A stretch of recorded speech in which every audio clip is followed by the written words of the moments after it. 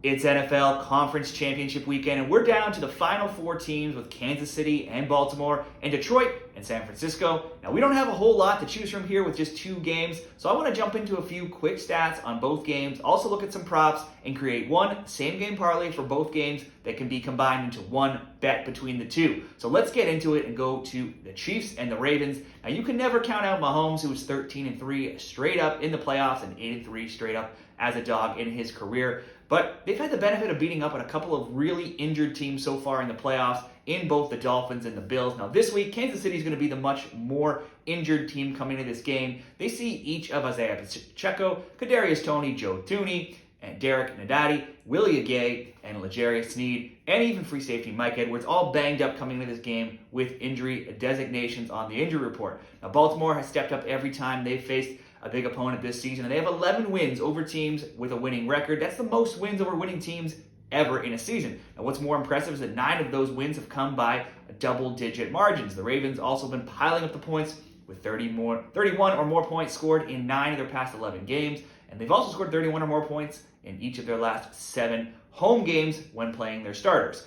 With Kansas City, though, in this game, they're going to be dealing with multiple injuries. Baltimore, they are getting healthier. They have star tight end Mark Andrews looking to return from injury, which will be a big boost to their offense, even if it's in a limited capacity. Now, then we have Lamar Jackson, who should be in line for a big day on the ground. If you're looking at rushing props, he rushed for 100 yards last week, while the Chiefs allowed Josh Allen to run for 72 yards and 2 scores last week. Jackson, when playing at home, which is where he'll be here, he's also 31-11 straight up in his career. Now, Lamar is coming off that 100-yard day last week, like I said, and while he rushed for just 35 yards and 45 yards in the 2 games prior to that, before those 2 games, he had 97 yards and 70 yards, so he's had multiple big games on the ground lately. Now, if you look at season long, he's had 25 or more rushing yards in 16 of 17 games, as well as in each of his last 9 straight games.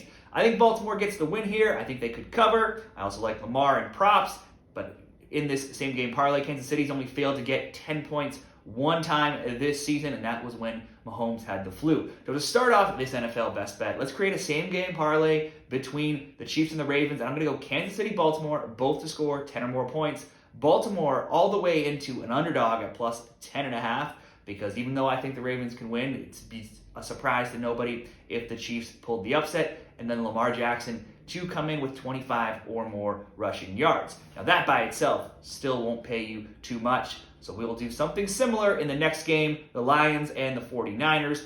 49ers have failed to cover in any of their past 6 games at home. Meanwhile, Detroit hasn't won a road playoff game since all the way back in 1957, and that's a streak of 11 games. That's because they haven't made the playoffs very often. They also haven't played outdoors very often either this season. In fact, since losing to Baltimore 38-6 on October 22nd, their only other outdoor game since that time was in Week 14 against Chicago, and they lost 28-13. Every other game they've played has actually been at home or in an indoor stadium. Now the weather looks good in San Francisco, so it shouldn't be a huge concern, but still, the last 2 times Goff and the Lions have gone outdoors, it's not ended well. Still, the Lions' offense was 5th in scoring this season, and their second-ranked run defense will have as good a chance as any to slow down Christian McCaffrey from the 49ers. But the Lions' pass defense can certainly be exploited. Last week, Baker Mayfield threw for 349 yards. The week prior, it was Matthew Stafford throwing for 367. Before that, it was Nick Mullins, of all people, with 396. Dak Prescott with 345 before that, and Nick Mullins again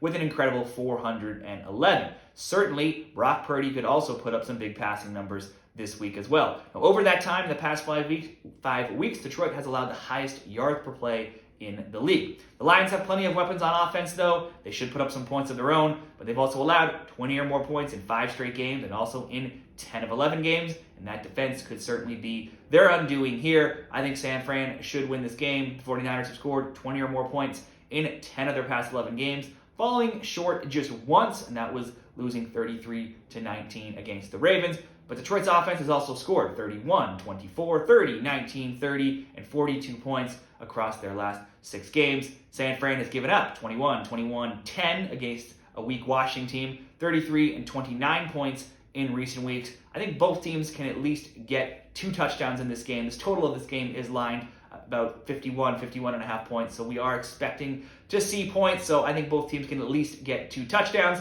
Now, to pair up in that same game parlay, let's go to 49ers tight end George Kittle. Of the 4 remaining teams, the Lions easily rank as the worst defending the pass, and specifically, they are poor against defending tight ends. They've given up 83 catches and 940 yards to the position in the regular season. That would average out to 4.88 catches and 55.29 yards per game. Last week, Bucs tight end Cade Otton had 5 catches for 65 yards and 1 touchdown. Now, those averages would fall right about in line for where George Kittle's regular receiving props are this week. If you were betting him just by himself, he's lined around 4.5 receptions and around 61 or so yards receiving. Now, versus the Packers last week, Kittle had 4 catches and 81 yards and a touchdown. Now, in 8 of his past 11 games, Kittle's also finished with over 60 yards. So if you were betting him by himself, he probably would be a good prop to just go over his regular prop number. But in the same game parlay, we can adjust that number or all of these numbers slightly. So let's look at just the catches, and let's go Kittle to have 3 or more catches in this game. He's had 3 or more catches in 10 of his last 11 games, and also in 17 games this year. So the Lions and 49ers same game parlay will be both teams to get 2 or more touchdowns, Kittle to have 3 or more receptions.